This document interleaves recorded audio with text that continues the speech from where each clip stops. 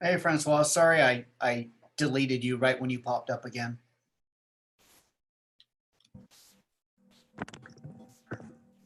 Hey guys. Hello. Hello, hello.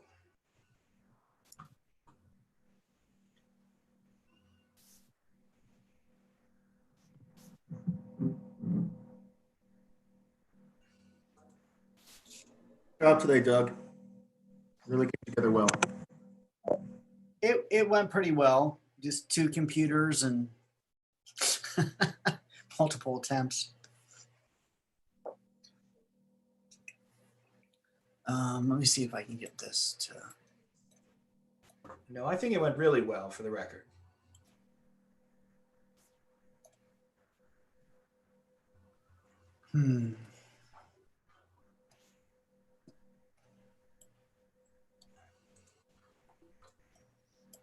Are we live on YouTube yet? Do we need to watch what we say?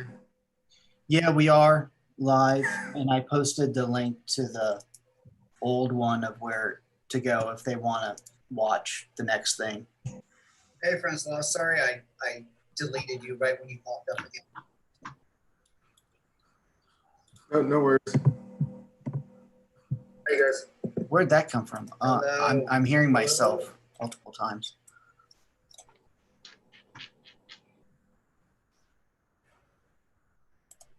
There we go.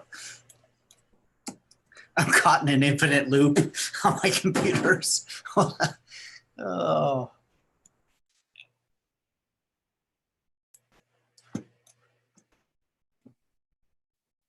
That's unfortunate. Yeah.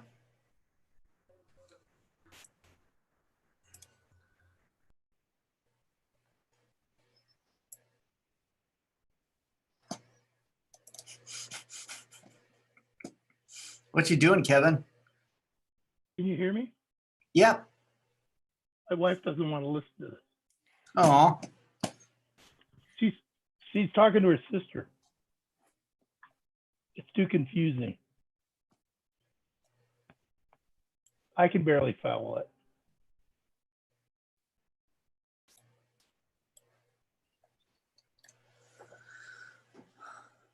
The problem is, I don't think I'm getting. Okay, most of the time I had in one ear the YouTube video, and then I was listening with the other ear to the live Zoom feed, and half of my brain was a minute behind my other side.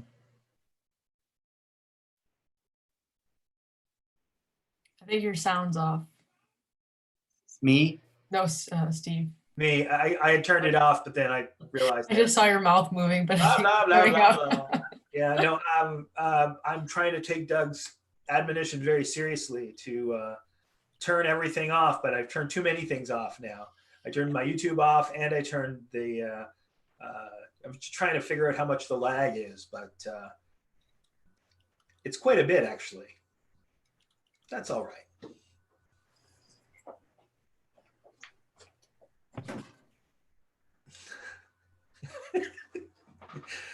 Okay, that's too weird. I have to stop. I have to stop looking at the live feed. Oh,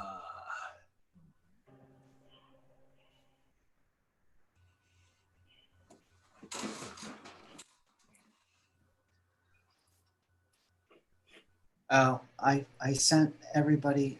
Okay. I sent everybody but our president the new Zoom. I guess he needs it. It's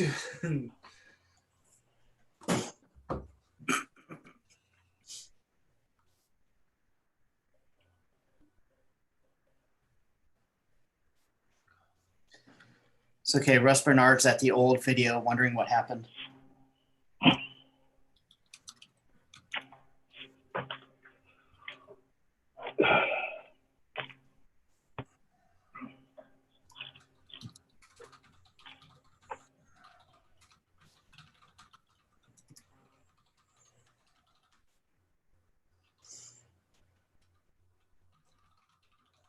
Yeah, that went smoother than I thought it might. I was worried about a couple of our presenters having difficulty getting their presentation showing and everything, but everybody did really well. I mean, there's always, even when you do face-to-face, we have to change computers, and then your computer doesn't play well with the projector. There's always something. So we didn't have very much downtime for how much we did. I thought it went well.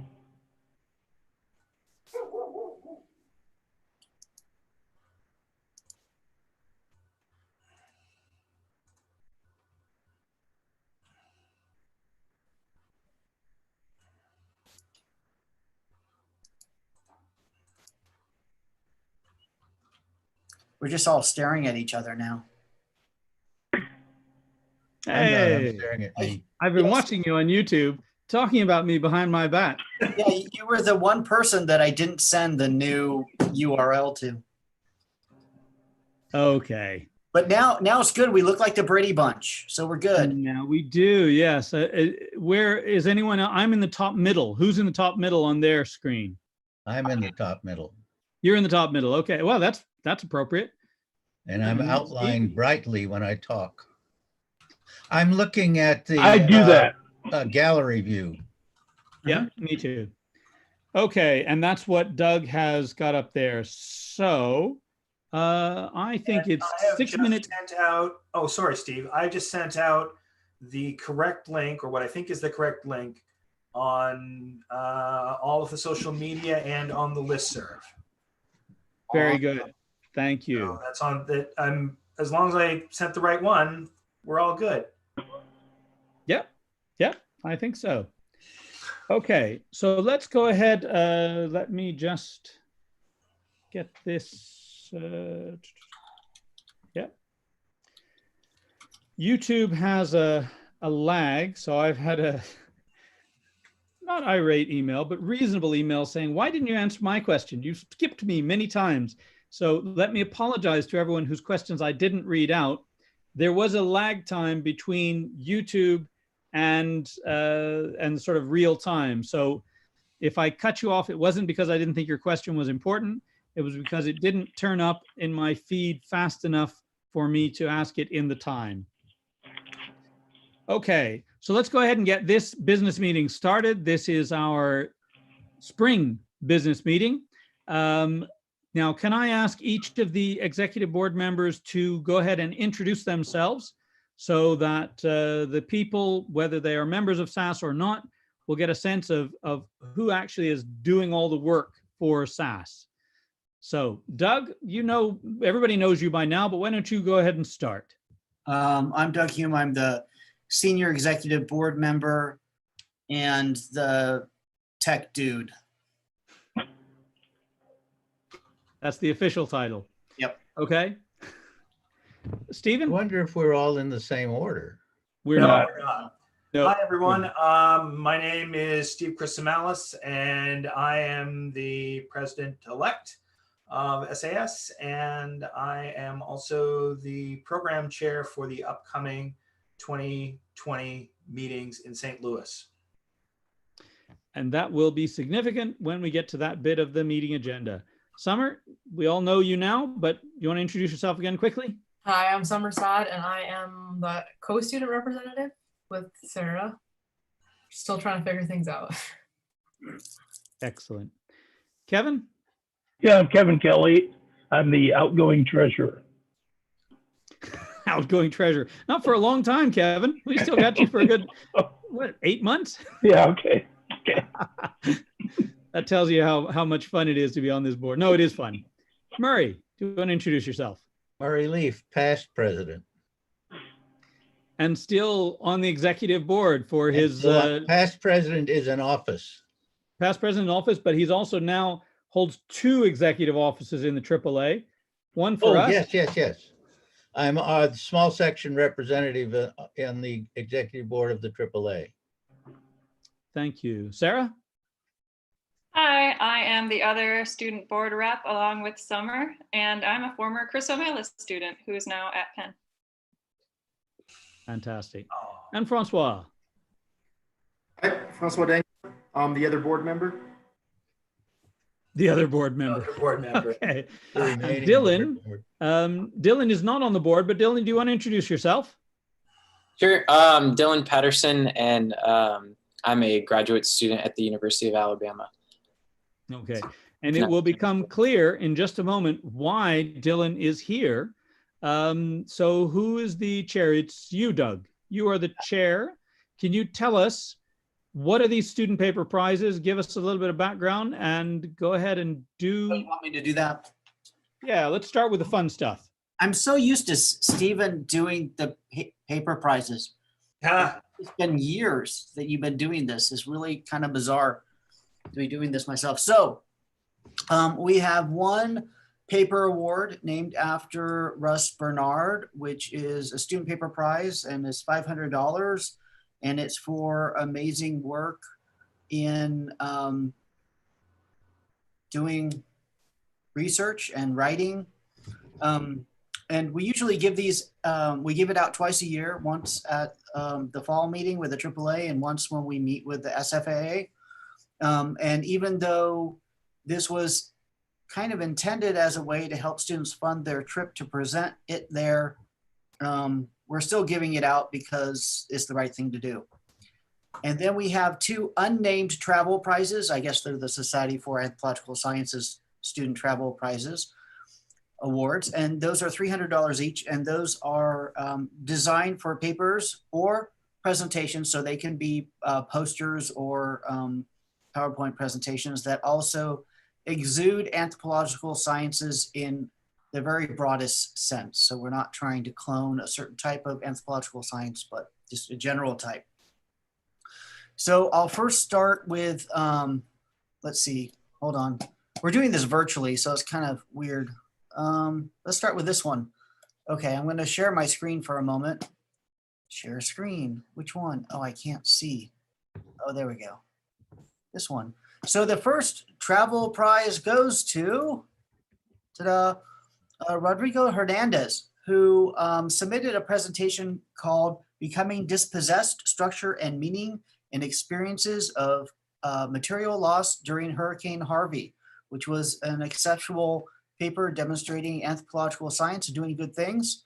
So he didn't respond to this. So I will get his information to our treasurer, who will get money his way, and I'll forward this lovely certificate his direction. So in lieu of a handshake and a photo, there's that. Okay, I'm going to stop share and we'll go back to that. I'm just going to mess you guys all up right now. Now I'm going to share the next one. So the next travel award goes to, oh, share. Did it share? Yeah. Did Summer, oh, there it is. Summer Said, who for her presentation called, I love this short title, A Kind of Death, that she presented just a few moments ago and we all got to hear. So congratulations on that travel award. Thank you so much. You're welcome. Oh, there you are. You disappeared from the screen. But you've been applying and getting these for a long time. You do amazing work. So congratulations on that. And Steve wasn't even chair this time and you got the award. It's because you do good work. It's not just because you know him. It's good to know. It is good to know. Okay, now I gotta stop this. And then there's this other student that's sitting there wondering why is he there? And I'm gonna try to share this. Let's see if I can do this right.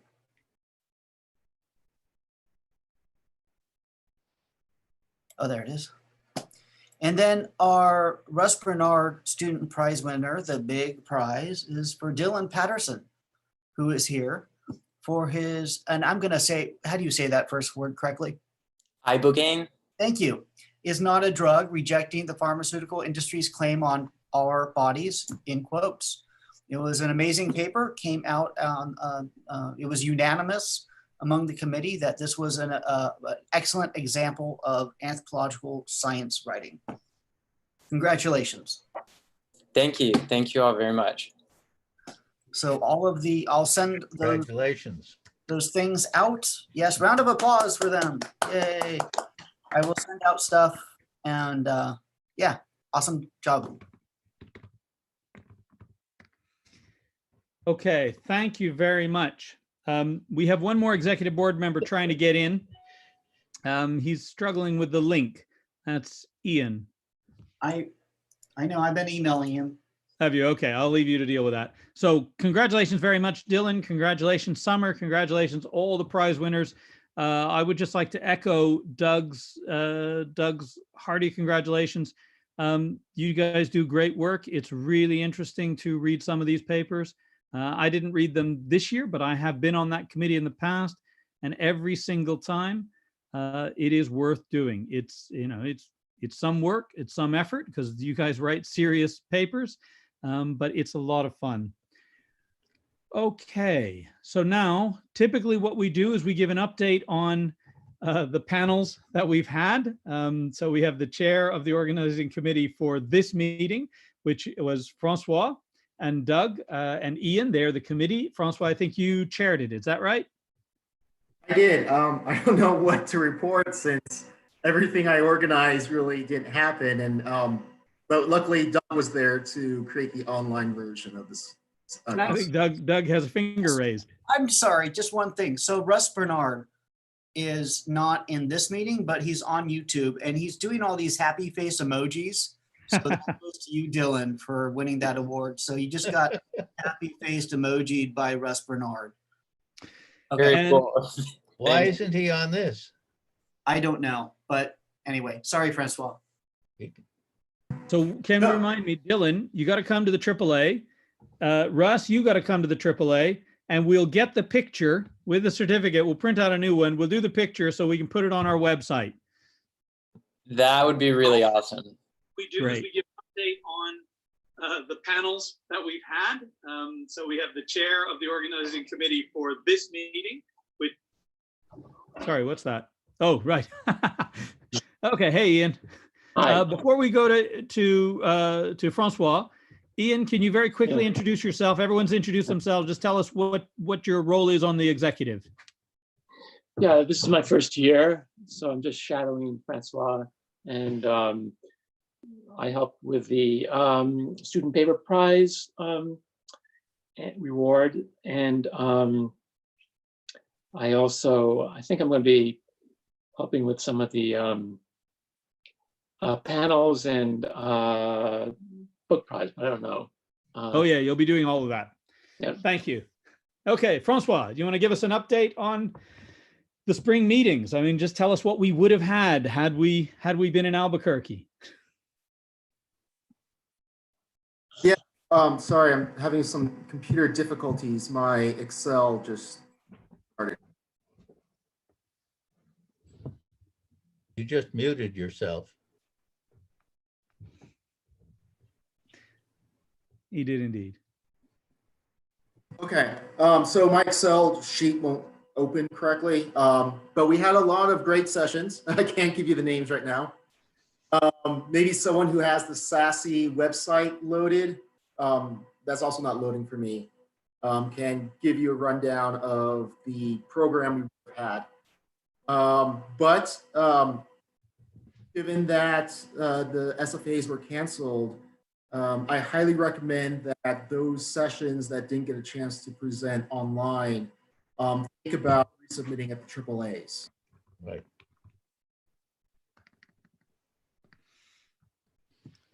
Yeah, okay. So that does lead us nicely to Steve Chrysomalis, the chair of the AAA organizing committee.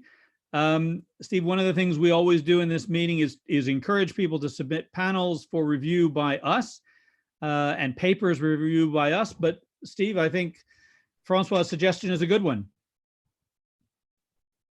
Yeah, I mean, I have a few remarks on the AAA if this is the time that I'll make them. This is it. This is the time. So yeah, I, as previously mentioned, I am the chair for the upcoming AAA meetings in St. Louis for this section.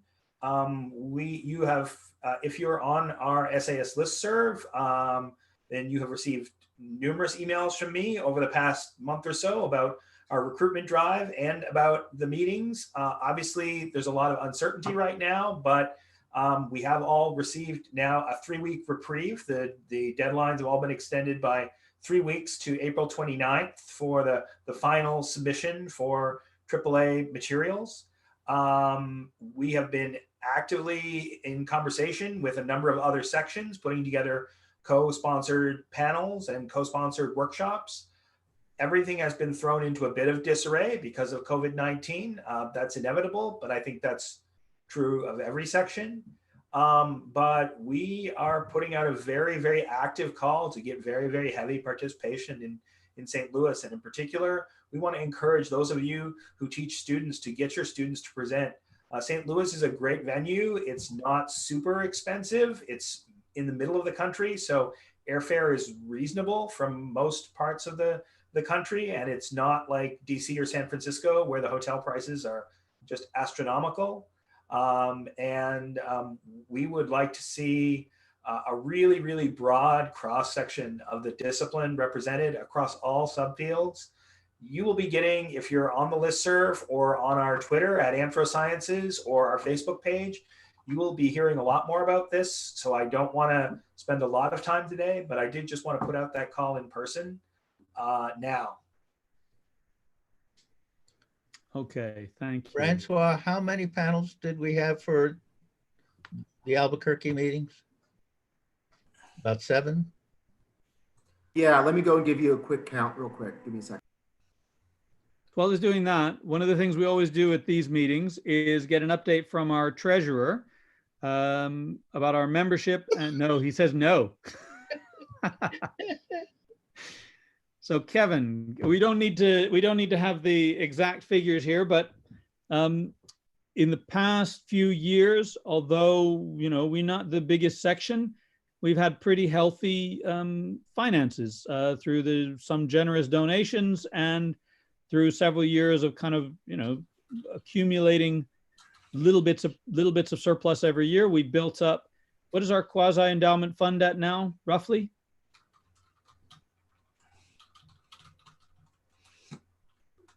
And for those who don't know, the quasi-endowment fund is what pays for the student paper prizes.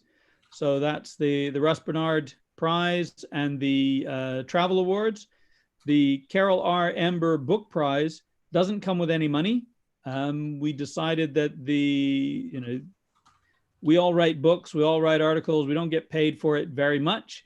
So we're not doing that for the money, we're doing it for the glory and the fame and the prestige. And so a little prize from SAS would be sufficient. And indeed, we had how many submissions for the book prize last year, Steve? I believe we have 16 submissions for the book prize. Yeah, and that's with no money. So you tell academics are desperate for the fame and the glory. For all of the glory that comes. No, I mean, it's a great prize, and we're really, really happy to be able to do it. We are. And actually, this is a place to report that we held our elections, and as part of our elections, one of the things we put on the ballot was to name our book prize after Carol R. Ember. Carol, as many of you will know, is a past president of the society, but she was also a founding member of the society, and in her role as now president of the Human Relations Area Files, but as someone who's been a driving force in cross-cultural research for a very long time, the executive board felt very strongly that she epitomized everything that this society stands for: the rigor, the empiricism, that attempt to, and what Peter was talking about, that sort of generalizability. How can you actually go from a detail to say something significant beyond your case, beyond your, what he called anecdata, which I think that's the domain that I tend to wallow in, is the anecdata area. But I think Carol is a fantastic person to have a prize named after her. It's something we should have done a long time ago. So we were really pleased that the people who voted, it was absolutely unanimous. 100% of the people who voted said, yes, we believe that Carol R. Ember is the right person to name this prize after. So Carol, I think, will still be on this chat. So thank you, Carol, for letting us name this prize after you. Is she there? Okay, so Murray, yeah, we had 7 sessions organized along with 3 workshops, including the cultural consensus, the mentoring, and then both the, I don't know about the cultural consensus, but both the mentoring and the methods will be held at the AAAs as well. Well, I think the ones that didn't present now, you ought to email them, either Steve or you, and suggest they submit for St. Louis. And I am doing a roundtable, submitting a roundtable on the Brazil issues, which is pursuant to a AAA meeting resolution.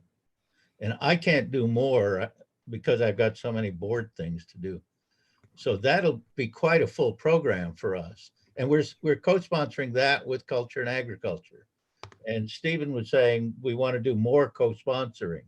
We should try to have 3 or 4 things co-sponsored. And there's an advantage. I'm asking for 2 waivers for non-AAA members to attend the roundtable. And the rule generally is that there's 1 waiver available for each section. So that'll take 2. But if we have, oh, I'm sorry. The other rule is that when you ask for a waiver, you get a choice of primary or, if there's money around, secondary. And at the moment, SAS is asking for both, 1 of each. But if Culture and Agriculture wants to make our second person primary, then we've got 1 primary, we can still ask for a secondary.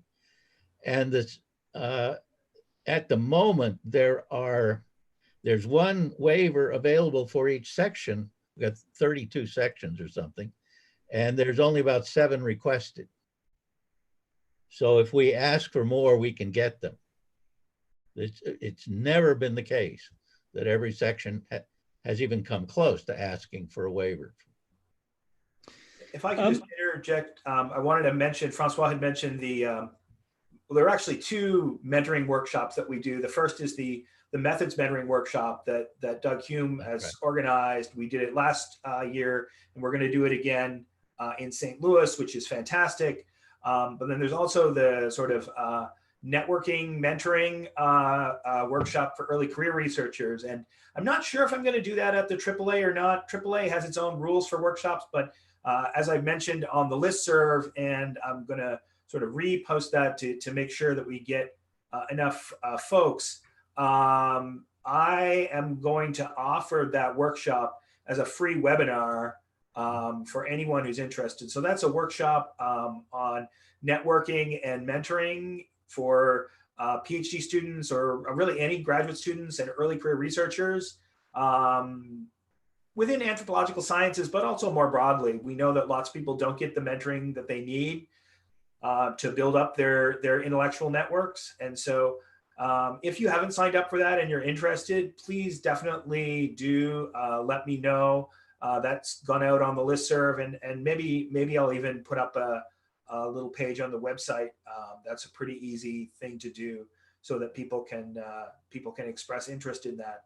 And then we'll be scheduling that within the next 2 to 3 weeks, because I think right now everyone is kind of in lockdown or quarantine or some sort of situation where we have a little more flexibility in our lives, at least time-wise. We've all got a lot of stress though. And I'd like to alleviate some of that stress by offering this workshop completely free of charge to anyone who's interested. I'm not stressed. Thank you, Steve. Steve, before we go back to Kevin, can you just say, Murray mentioned the token system and sharing the tokens. Right. I think one of the things we've been discussing is actually we want to do a lot more co-sponsoring rather than sole sponsoring. Can you talk us through that?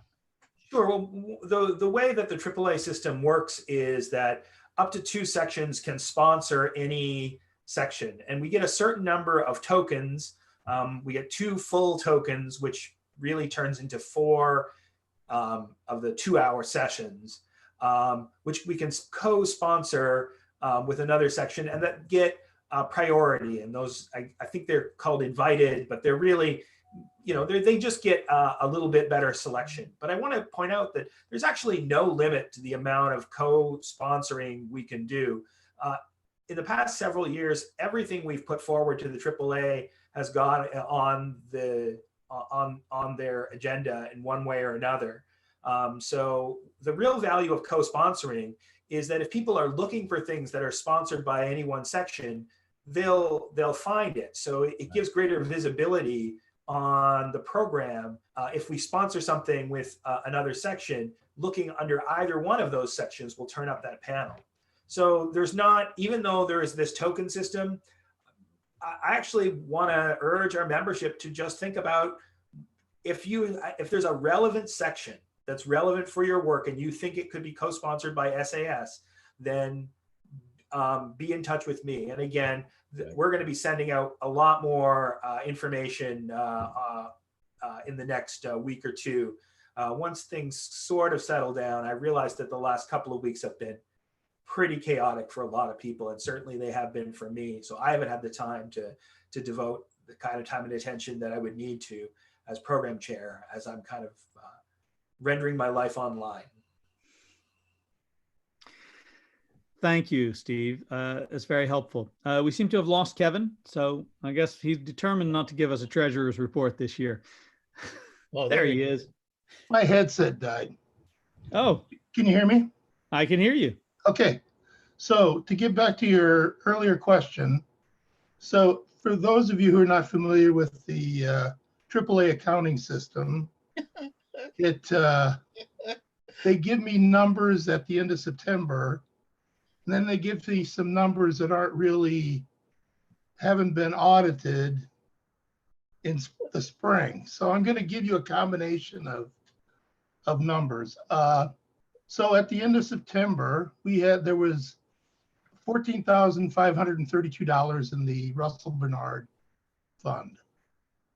And then we had, in our other fund, we had $6,586.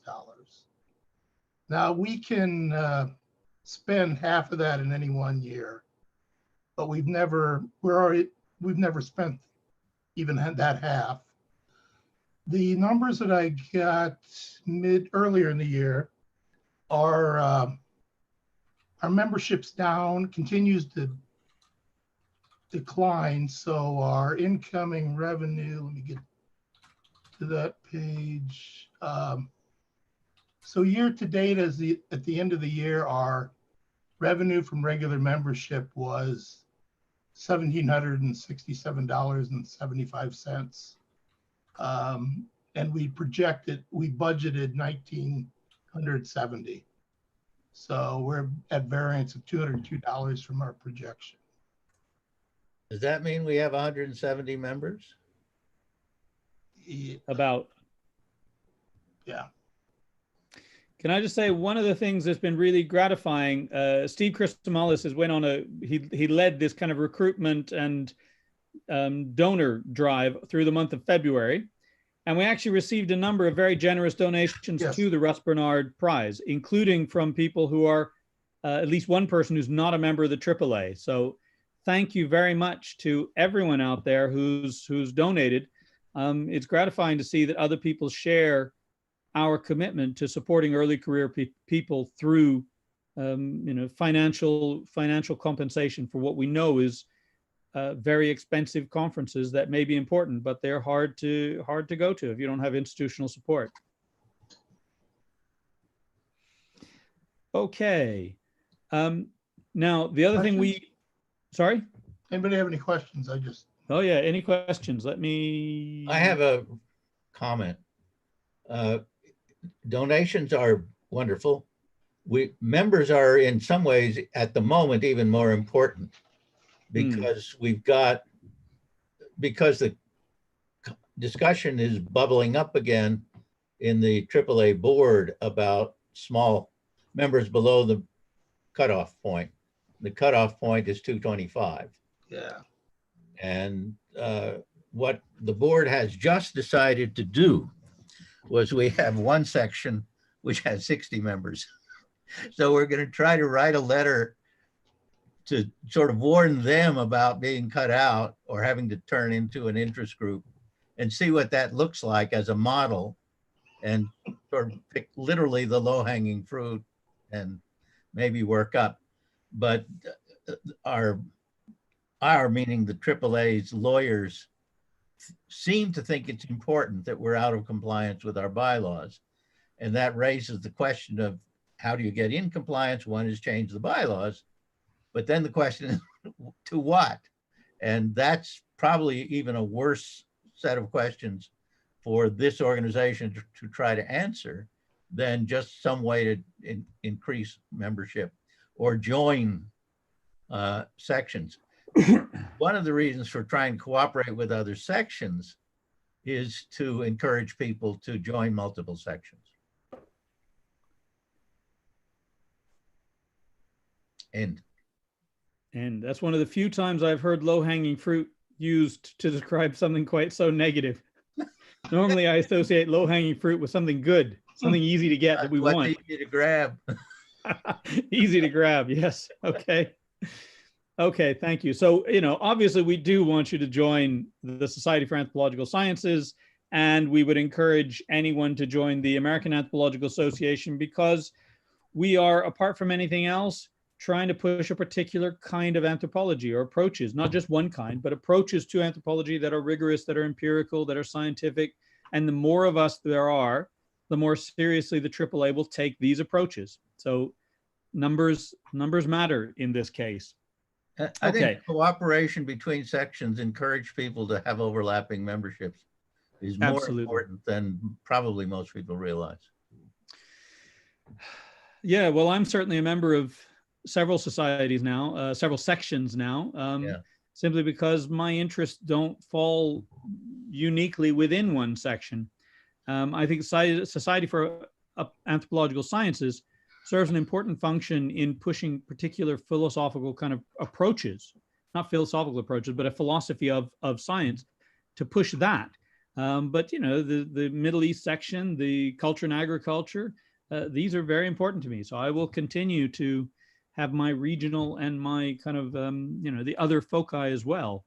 Environment and anthropology, that's an important one for me. The So I would encourage membership declined once everybody got access to AnthroSource. The fact of overlapping interest is still there. Yeah. But I think people need to be reminded why they should convert that into membership. It still does provide value for them and for the association. Yeah, I think there are a couple of really important things to note. The first is that, Murray, you're absolutely right that access to AnthroSource has changed the whole landscape for AAA across every section.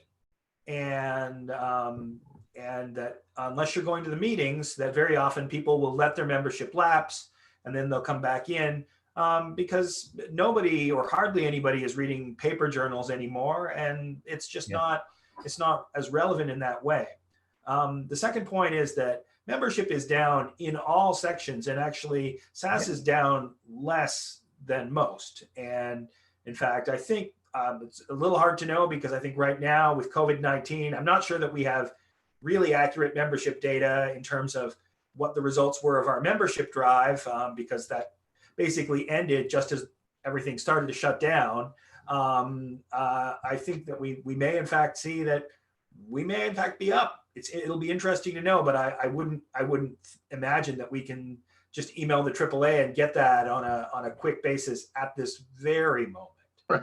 And then the third thing is to note that I would be really interested to know. I think now 6 or 7 years ago, we had some data from the AAA as to how many sections their members were members of on average. I seem to recall that it had gone down from, I'm thinking something in the range of 3 to something in the range of 2. It would be really interesting to know whether that trend has continued or if we in fact know whether there's been a reversal of that trend and whether people are members of, on average, 2 sections or 3 sections, or 4 sections, or who knows. We'll get that. I've asked, we, not just me, on the board have asked Kim Baker for some more information. Not just right now, we just want to know the memberships, but Right. the next question is overlapping memberships, and that is available. Well, I think we should remind anyone who's watching and our colleagues and students that we are one of the more affordable sections within the AAA. I think it's a $10 membership. $10. You know, and so Come on, skip lunch a couple days. No. Ooh, ouch. You still eat food.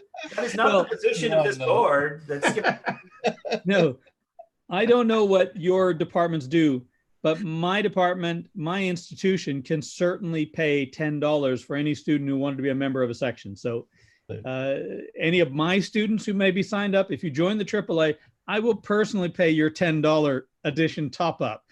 We can cope with that, and you can eat too. Okay, all joking aside, I would like to ask the membership who's out there. I'm sort of keeping my eye on this chat section on the side, which I assume Doug is doing very carefully too. How did this go? What do we need to do to make virtual conferences as good, as rich, as rewarding as the face-to-face stuff? Some of you may say this is better than the face-to-face stuff. Maybe some of you don't like going off to these conferences. I don't know. But we do want to have some feedback on, what needs to go better. And of course, one of the things that can go better is we can all learn our technology better and not have the glitches. We'll do that, right? But how else can we start to capture some of, Doug likes this word squishy, and I think that's a useful word here.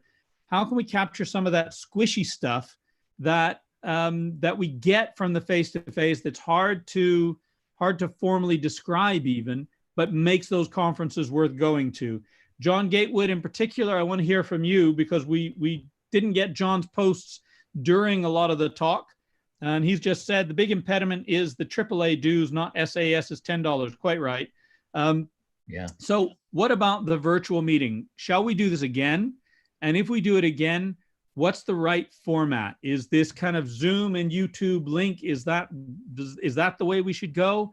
Or do you think actually, no, it's got to be smaller, trying to get the kind of big 50, 40, 50, 60 people? That shouldn't be our aim. We should be aiming for something much more intimate, like we've got in this executive group with, what do we have, 10 here. What do you think? Open it up to text comments, but also any of the executive board, if you want to weigh in while we're scouring these chat sections, please do.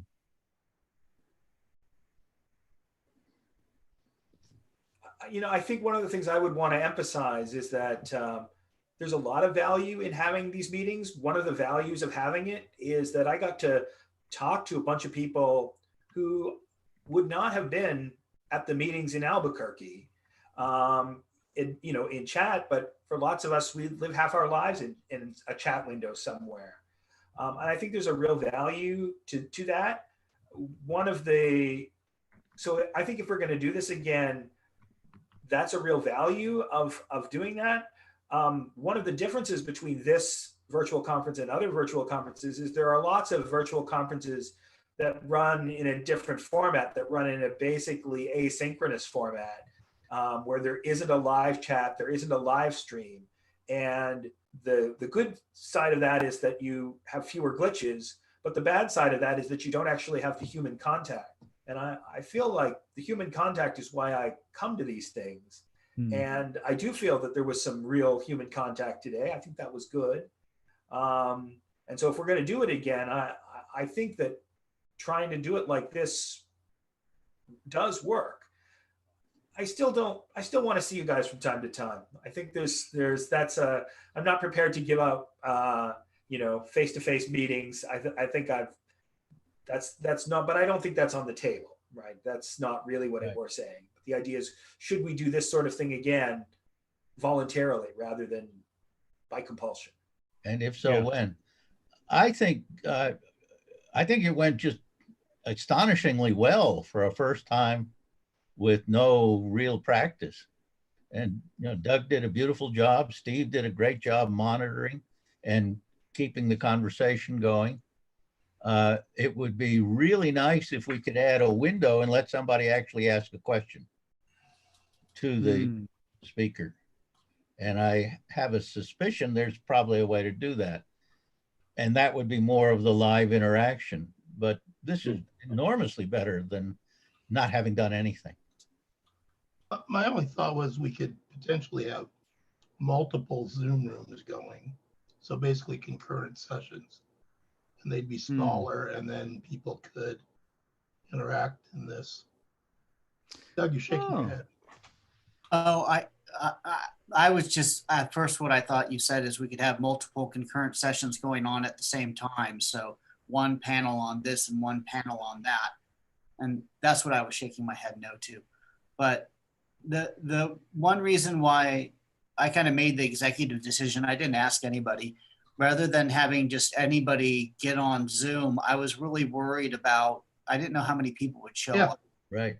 And so I was fearful because I can, on my account, I can have 200 people in one Zoom meeting. I've never had that many in. I know.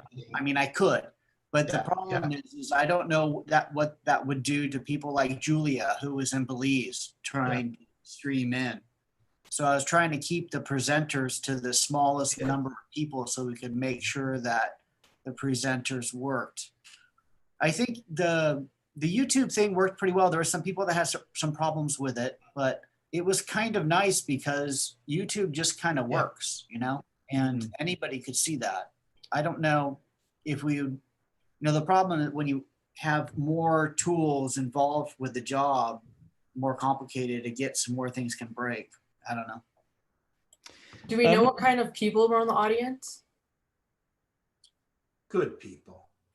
I mean, was it mostly anthropologists, just friends and family? Well, I saw several of my students. None of them are strictly speaking anthropology. Some of them have first degrees in anthropology, but they're all doing the kind of area studies in Muslim cultures. So several of them were there.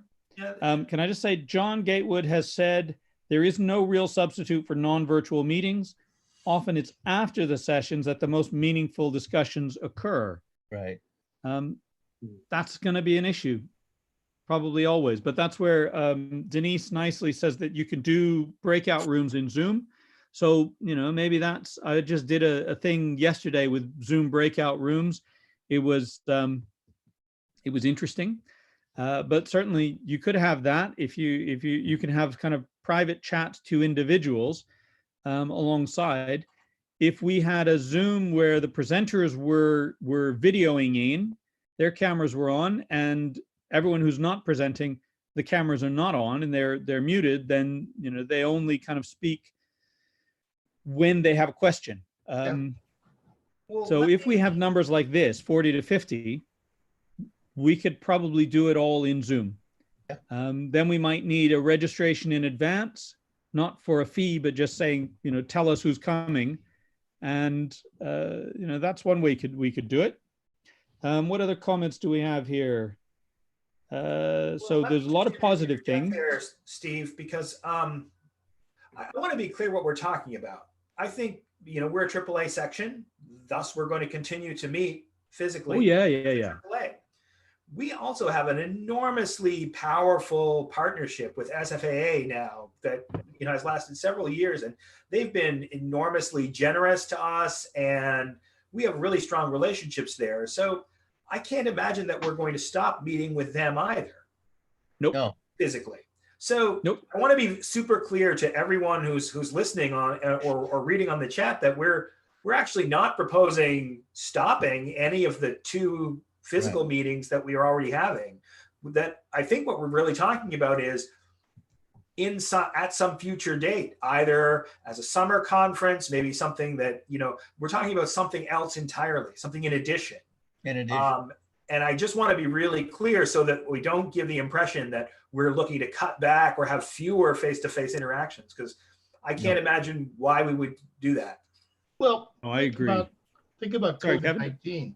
You could potentially, you know, not wait until November to have a workshop or have a meeting discussing some emerging issue like this, you know? Right. You could throw it together. Well, I mean, with Doug's help, we could do one tomorrow if it came up. I know. Well, second. Just to make clear that Kevin's not joking, the SFAA canceled this last week. Doug proposed it, I think, on Saturday. Yeah. So he put all this together in 1 week. And of course, you know, I suppose he had a little bit of unhelpful feedback from the rest of us, but he did it. No, but Francois and Ian they helped, they reviewed all these papers. We had all the sessions. That was already vetted. All I had to do was just send an email out to the people that we had already vetted and said, who wants to do this? So there was a lot of work that Francois and Ian did. I didn't do anything before that enabled this to happen as fast as it did. If we were starting from scratch, it would be a whole nother thing, because then we'd have to Be compressed. Point taken. Point taken. Okay. Well, we got a lot of positive comments in here, but I think you're absolutely right, Steve Chrysomalis. There is nobody, I think, who wants to not come to nobody sitting in this, nobody whose head is up here talking doesn't want to come to the meetings. We do want to go to the meetings. Alethea says, could we do small networking rooms after the conference? I think, you know, and earlier Denise said, let's have a virtual happy hour. So this is one of the things that I was concerned about and remain concerned about is so much. I mean, I have been to conferences where I've been to, you know, 5-day conferences. I've been to 2 papers. So clearly I'm not going to conferences principally for the papers. That's not my primary motivation. Today, I was good. I was at every single paper and I paid attention. It is maybe the first conference I've ever done that in my entire life. So it'll be a whole new world for me. The process that we need to, I think, make more efficient, where this could be an extremely helpful technology, is planning panels. We have a discussion to start, I'll work on something, and then following through, if we had sort of regular time slot to use this for people who might want to work together on a panel to discuss what they would do. This, I think it would be very helpful. It's a pre-meeting meeting rather than a follow-up, but it just looks like I mean, it could hardly be a better technology to do that with. And can I just add, 2 years ago, was it, I think we had somebody who couldn't come to one of the SFAA conferences, and they Skyped in. Yeah. So we can actually start thinking about this, that particularly with the SFAA, which, as Steve says, they've been hugely supportive of what we want to do. They won't bar us from this. We could have people who aren't able to come to the meetings actually deliver a paper using this method. So we'd have more of what we call not blended learning, but blended conferences. Well, one of the things that would benefit is students. Because absolutely, faculty, we can get money here and there to come to this, but going to Vancouver from whatever university you're at, that's a really huge expense. So this will primarily benefit our students. And yeah, I think a laptop, have somebody bring a laptop, sneak you in under the tent. We all bring laptops. Sorry, Ian, go on. Yeah. I think Murray's suggestion is particularly apt for roundtables because, in a way, you're not dealing with written papers, and you're not sure. You would like to get everyone sort of right on the same track or board for having them, and it would be help people focus on particular issues around the particular topic you are suggesting. Okay. I also wanted to comment on the future of this. I think it's, who knows what's going to happen, how this is going to go. I expect there will be more virtual conferences like this, get-togethers, along with regular meetings. But, we're all sort of. And as I've said, I do these meetings all the time. My campus, my university is across 6 countries. So I sit on committee meetings at least 4 or 5 times a week that include Nairobi, Karachi, and London. A couple of comments really quickly. I'm conscious of time. We got about 5 minutes before we want to wrap it up.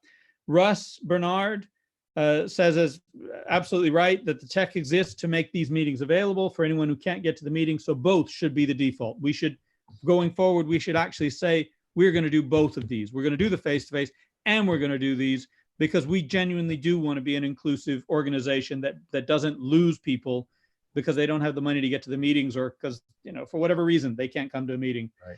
John Gatewood raises the potential problem of going virtual too much. that this could impact on SAS finances, because we're not monetizing this, we're not charging for this. If people decide, okay, don't need to do any of this, it could potentially hurt the finances. Yeah, I think that's something to keep an eye on. Good point, John. And John says, likes the idea of having more quarterly virtual panel sessions, but keep the virtual separate from the actual meetings. Yeah. Fair enough. I think that's conceptually, that's certainly the way I think about it.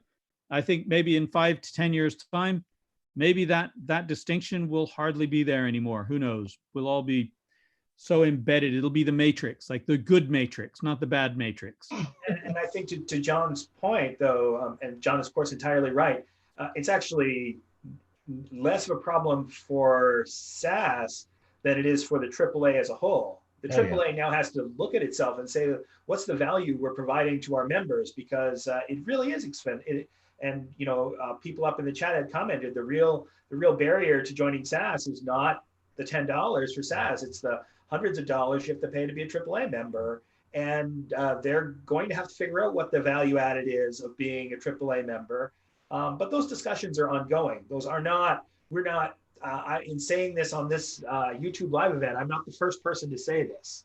So, yeah. But that's a much broader discussion across sections about what is the value that these big disciplinary organizations provide for the $200+ that those of us who are professional members pay every year, not even counting the cost of the meetings.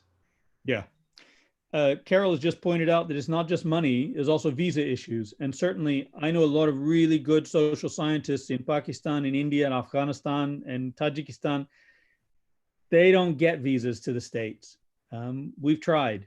And I have flown into that country with Pakistani students. They get harassed. It's not an easy country to get into these days.